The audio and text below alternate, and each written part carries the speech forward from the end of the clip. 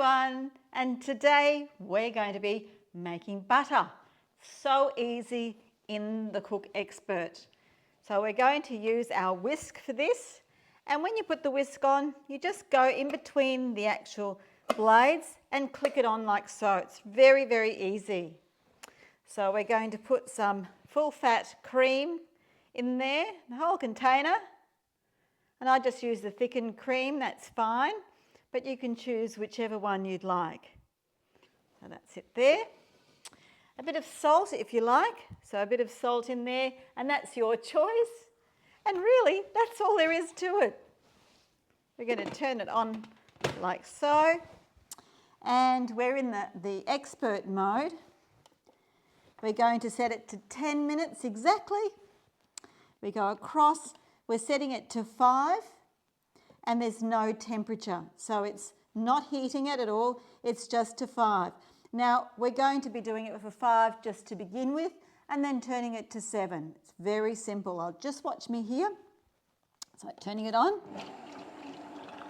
So it's just starting, and then I'm just going to take it across and just increase it to 7, and I'll turn it off now.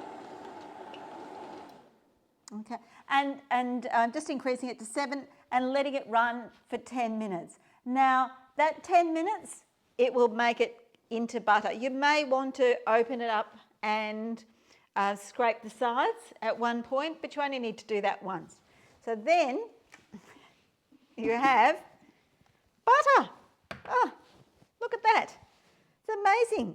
So there's buttermilk and butter, and then you need to separate the two, and it's actually soft, fluffy and delicious. So I'm just going to just put a bit in here for you to have a look at.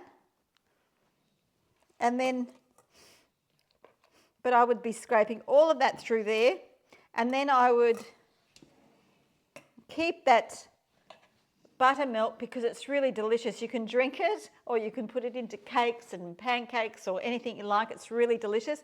So you let it drain, put it through there, and then you wash the butter. So you just wash that under the tap in cold water and just wash it, and then just bunch it up, and there's your beautiful, beautiful, beautiful butter. So fluffy and delicious. You'll never buy butter again. It's really, really quick. It's really, really easy. I encourage you to do it. Now, you can also make that into garlic butter or herb butter by just adding either of those ingredients or both, or anything else that you might like to add to it. And it's so easy and it's worth giving it a go.